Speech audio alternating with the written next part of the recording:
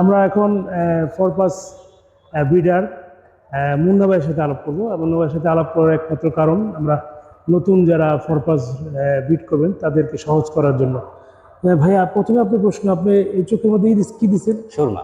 সুরমা দিচ্ছেন কেন? এটাকে পাখি ভালো লাগে দেখতে? না, এটা আসলে আমার ছোটবেলা থেকে এটা মানে আপনার দেখতে ভালো খুব লাগে। সুন্দর লাগতেছে, পাঞ্জাবি পরলে আর ভালো লাগছে।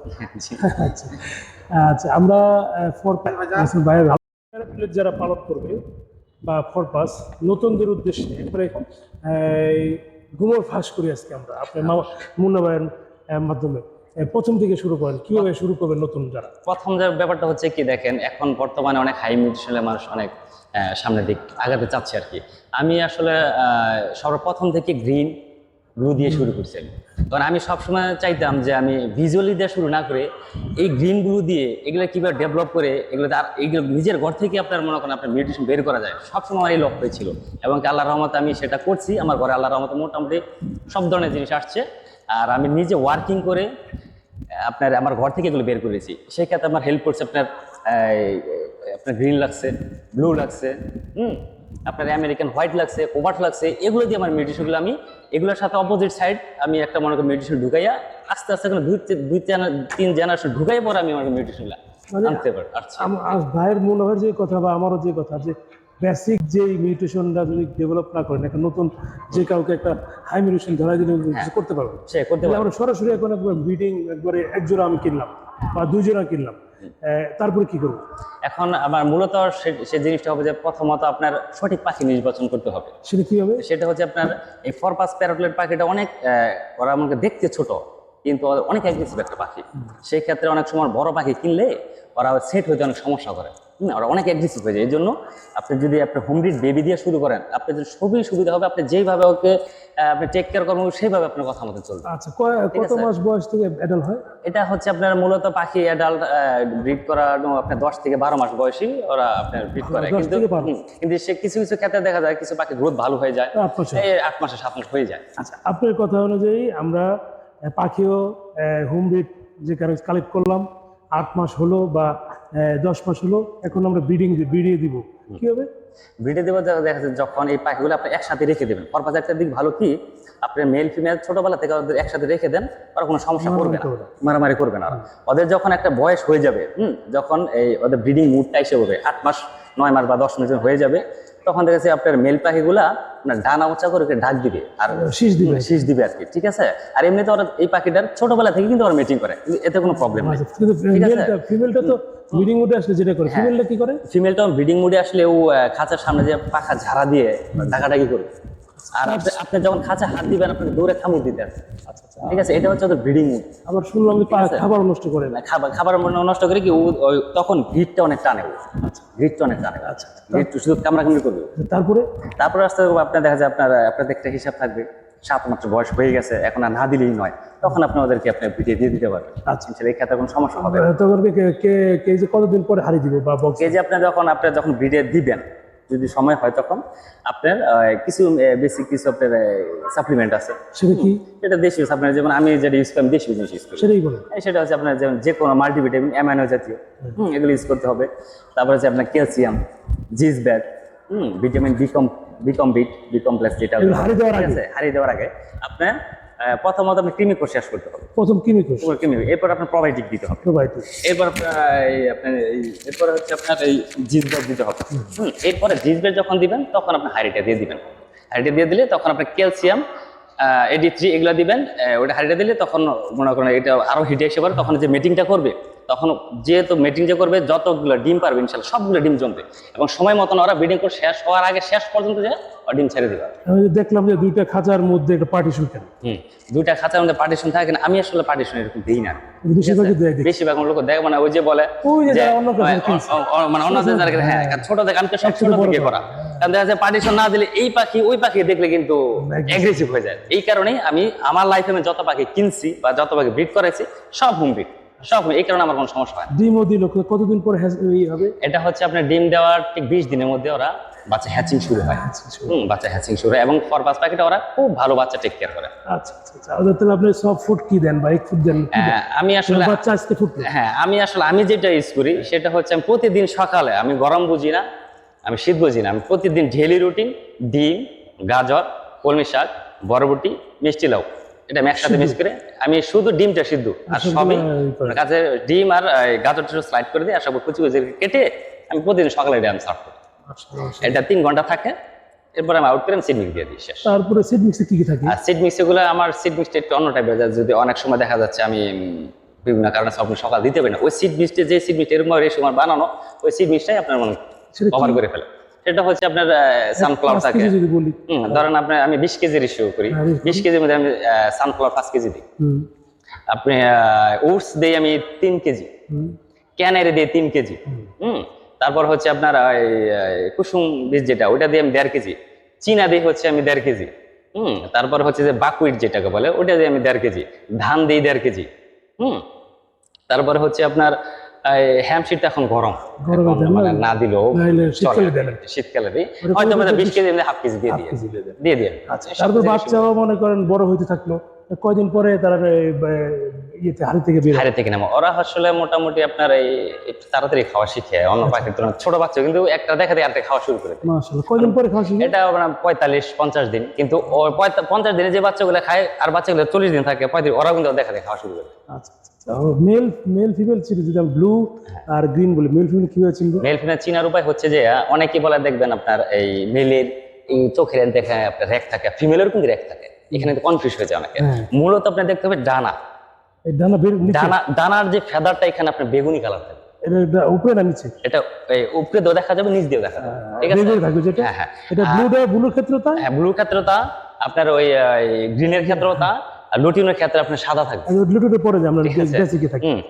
ব্লুর ক্ষেত্রে আপনার এই বেগুনি কালার থাকবে, আপনার গ্রিনের ক্ষেত্রে বেগুনি কালার থাকবে। কি মেল? এটা মেল, আর ফিমেলের কোনো বেগুনি কালার থাকবে না।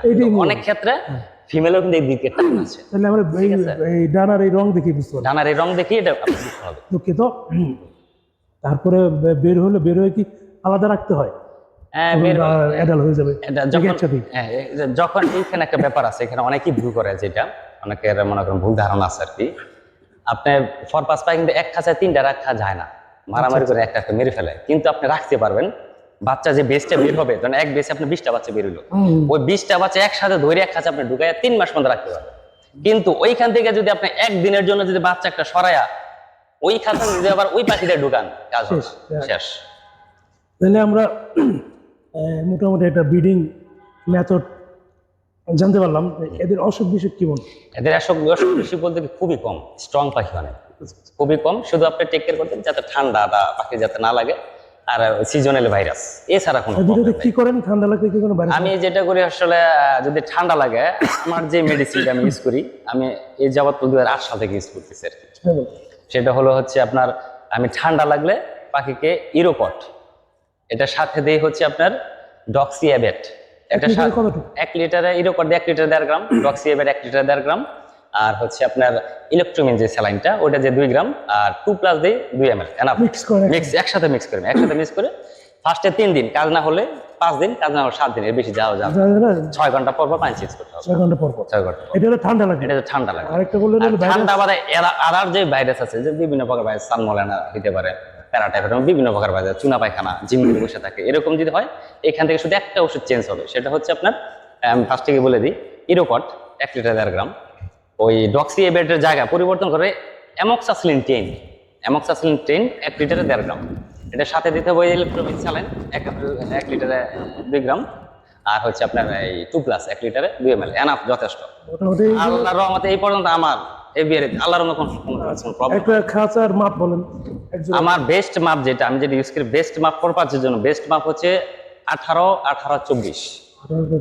মানুষ যদি ছোট ছোট খাঁচা করে, এটা হচ্ছে পাখিকে শাস্তি দেওয়া। আচ্ছা, আপনার পাখিকে ভালোবাসতে হবে, পাখিকে ভালোবাসতে হবে। এখন আপনার পাখি শুধু ডিম বাচ্চা চাইবেন, আপনার মনে করেন যে না এটা আপনার টাকার মেশিন, আমার পাখিকে আপনার ওই রকম আরামদায়ক জায়গা দিবেন না, হবে না।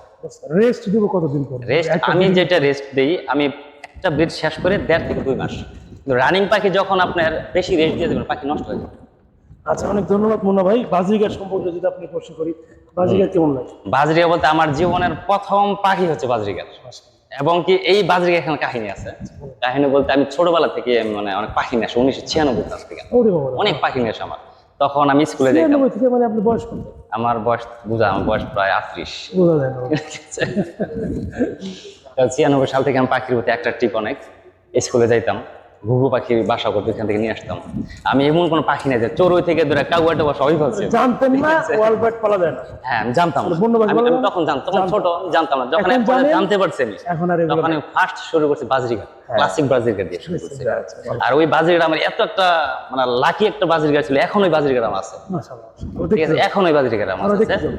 হ্যাঁ, ওই বাজরিগাটা আমার ফার্স্ট ডিম দিল 8টা বাচ্চা সে করছে। ঠিক আছে, ওই বাজরিগাটা আমি আনছি কি এতটুকু বাচ্চা আনছিলাম, মানে কত 20 দিনের বাচ্চা আনছিলাম। ওকে আমি হ্যান্ড ফিড খাওয়াই বড় করছি। ওর যখন 6.5 মাস বয়স হয়েছে, ওই সময় থেকে সে ডিম দেওয়া শুরু করছে। এবং কি সে এই যাবৎকালে যতটা ডিম দিছে ততবারই সে ওই যে কটা বাচ্চা ফুটেছে ওই কটা বাচ্চা সে বড় করছে। এবং লাস্ট মরেছে 19টা ডিম দিছে, এটা রেকর্ড। আমি মানে এটা কি বললাম, নিজে আশ্চর্য। 19টা ডিম দিছে, 12টা বাচ্চা ফুটেছে। আমরা খবর জানি না, তাহলে দেখতে যেতে। ঠিক আছে, তো যাই হোক, এটা দিয়ে আমি প্রায় 250 থেকে 300 বাচ্চা পাইছি এক জোড়া থেকে। এক জোড়া থেকে। তো এই বাজরিকা দেওয়া শুরু করতে আস্তে আস্তে করতে আবার তোমার করতে বাজিগা ক্লাসিক বার এর থেকে অন্যান্য মেকআপ পর্যন্ত যাও। হ্যাঁ, আমি এই বাজরিকা দেওয়া শুরু করে আজকে ফরপাস বলেন, লাভ বার্ড বলেন, মানে হাইমেশন লাভ বার্ড বলেন, এই বাজরিকা দিয়ে আমি আপনার এই কি বলে ওটা সানকুনুর করছি আমি, দেখছেন টার্কিউজিং পালছি আমি। আমার একটা কথা হলো, আজকে বাজিগার ভিটার আগামীতে মেকআপ ইয়ার। মোট কথা বাজরিকা দিয়ে আমার এখন লক্ষ লক্ষ টাকার পাখি আমি সেল দিছি, লক্ষ লক্ষ টাকার পাখি এখন আমার ঘরে। যাক, আমার ইন্টারভিউটা একবারে খুবই ভালো হইলো, ভালো লাগলো। মুন্না ভাইকে অনেক ধন্যবাদ। এখন ওই বাজরিকাটা এখন আমি অনেকে নিতে চাইছি, আমি দিইনি। ওই বাজরিকাটা আমি 2008 সাল থেকে। কত 2008 সাল কত হইলো তাহলে? তাহলে এখন কত বছর? 23। এখন ওই বাজরিটা আমার এক আমার ভাস্তি জামাই, পাখির অনেক শখ, ওকে দিয়ে রাখছে। আমি বলছি কখনো দিন এটা বেচবি না। এখন সে এটা বিট করে, কিন্তু এখন সে 3-4টা বাচ্চা করে। 16 বছর। এখন সে 3-4টা বাচ্চা করে। মাশাআল্লাহ, দেখতে যাবো আমরা মুন্না ভাই। এবং সে কিন্তু কথা বলে, মাশাআল্লাহ, শীষ দেয়। যাবো আমরা। মুন্না ভাই, আপনাকে অনেক ধন্যবাদ। নতুন যারা আছে, আমি চেষ্টা করবো। এখানে আমি আরেকটা কথা বলতে চাই, পাখি নিয়েও কেউ হতাশ হবেন না। আমি এটা নতুন আমি এটা বলতে চাই, পাখি নিয়ে কেউ হতাশ হবেন না। কারণ এই পাখাল সেক্টরে যেমন ভালো লোক আছে এবং খারাপ লোক আছে। কিছু লোক আছে গুজব ছড়াবে, ঠিক আছে, গুজবে কান না দিয়ে আপনার কাজ আপনি করে যান। ঠিক আছে, আপনার ঘরে জিনিস থাকবে, আপনাকে মানুষ খুঁজে নিবে, আপনাকে খুঁজতে হবে না, আপনাকে মানুষ খুঁজে নিবে। মানে পাখাল ধরে রাখেন। হ্যাঁ, আর একজন ব্রিডার যদি আরেকজন ব্রিডার না বাড়াতে পারে, ওই পাখালের কোনো মূল্য নেই, কোনো মূল্য নেই। ওই তো শেয়ার বাজারের মতো আসলাম, আর দেখলাম। পাখি ভালোবেসে পাখি বলতে হবে, টাকা দেখে পাখি বলতে হবে। টাকাই নিয়ে যে টাকা দিয়ে পাখি, টাকা হিসাব করে পাখি বলবে, সে কোনোদিন সাকসেসফুল হতে পারে না। কোনোদিন এক পর্যায়ে সে ধ্বংস হবেই। অনেক ধন্যবাদ মুন্না ভাই। থ্যাংক ইউ সো মাচ সবাইকে। আপনাকে অনেক ধন্যবাদ। এবং শেষে বলবো যে আমরা বন্য পাখি পালন না করি, সেটাই বনের পাখি পারিস্থিতিক ভারসাম্য রক্ষা করে আমাদের জন্য দরকার। আর কেজ বার্ড বা খাঁচার পাখি বা পোষা পাখি আমরা পালন করি, বাজরিগা, খরপাস, লাভ বার্ড, ফিঞ্চ এবং অন্যান্য যা আছে যেগুলো পালন বৈধ পাখি বলি আমরা। এবং সকলকে ধন্যবাদ। আজকের এই খরপাস এক্সিবিশনে আপনারা অনেক অজানা তথ্য জানানোর চেষ্টা করলাম। চেষ্টা করবো মুন্না ভাইয়ের নাম স্কুলে দিয়ে দেওয়ার জন্য। অনেক ধন্যবাদ। আসসালামু আলাইকুম। দেখা হবে অন্য কোনো জায়গায়, অন্য কোনো ইভেন্টে।